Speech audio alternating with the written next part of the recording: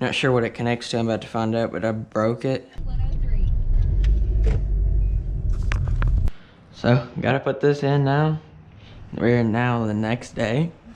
And I have it outside here because basically we pushed it out so we could shut the door yesterday, and nobody's here to help me push it in. So, I use this, and it's kind of on an incline, so that's why I could probably push it myself if that wasn't the case. But when I have to put this in and then hook everything back up, put everything back together, and then it should be good. To get this off of this old one, because right there's where I broke it, and this was over that, this thing was literally on there so good. This explains why I broke it too. This was literally on here so good that like I would have snapped the hose in half before it came off of it. Like that's ridiculous. And so I ended up having to, from the other end right here, I ended up having to basically spray WD-40 in this to get down to this inside that, just to pull it off basically. Which I already sprayed this out with an air hose and all that stuff, so shouldn't be any WD-40 in this line. So now, here we are, the semi-difficult part, because this is a very bad place. And that's one thing about this car that I do not like at all. Everything, literally, I swear, everything is in a bad place. And this car is a super hard car to work on, to be honest.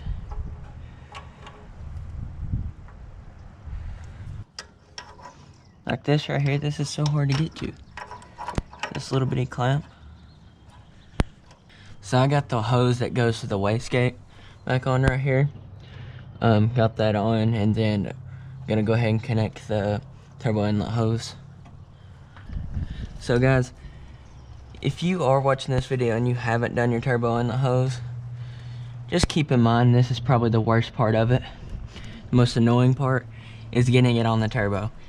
It is literally the most aggravating thing because there is a hose right next to it that just like does not give you any room at all to like wiggle it on. Like you have zero room. So I got all of it hooked up, all the stuff back here. Now I'm just gonna put back in the battery box, which that's also a big pain to put back in. Reconnect ECU wires, and then should be able to put back on the intake, intercooler, and it should be good.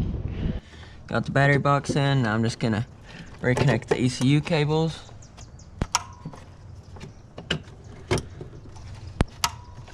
Should be good. Now put back in the battery, reconnect battery, and then should be good. Put back on the battery cover.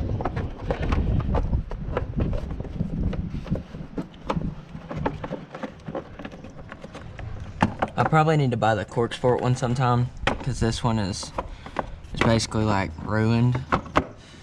So I think it'll stay, but there we go. One side's locked in. There we go. Both sides are locked in, so she's on there good. Then put on the ECU cover.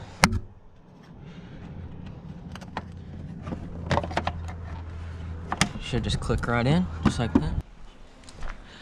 So, dummy me, put back in the battery box and everything, just to forget to put the bolts in at the bottom. So I gotta do that now. So went ahead and got that, and I got the intake on. Like I said, I had to go and redo the bolts in there. I had to put them in because I forgot to put them in. And now I'm gonna probably go ahead and put on the intercooler, and that's pretty much it. And then I have to reconnect this down here, right here. You'll see it right there, and that. I'll go ahead and connect that now.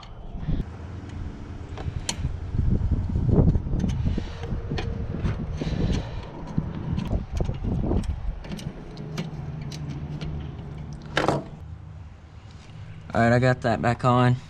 Now I just got to tighten down all the intercooler bolts. Here, here, and there, back there. And then also I had to reattach the vacuum line to the bypass valve, and also have to tighten up the clamp on the bottom of the intercooler here.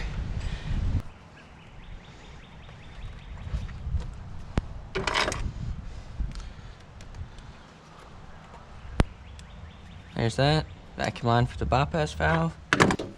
Alright, got everything connected on the bypass valve. I'm gonna go ahead and tighten this clamp on the bottom of the intercooler here.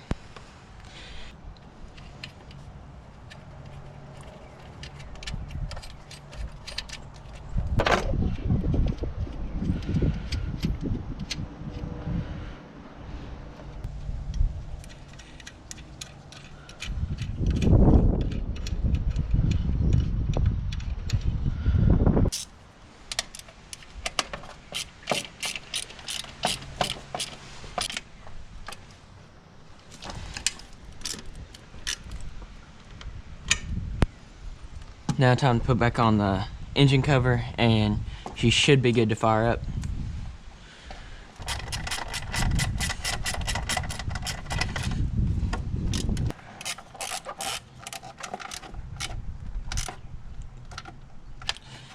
Alright guys, she should be good.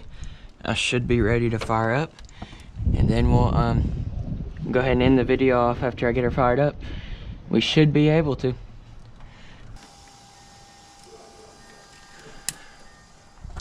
So dummy me forgot to connect the intake sensor thing. I think it's called the MAP sensor. So it threw a code, and I was like, wait a second, why is it throwing a code? And then I thought, oh, I forgot to hook it up. And then I started up, and it was still acting crazy and throwing codes. So then I thought, you know, reset all the codes and then start it back up, and so it should be good now.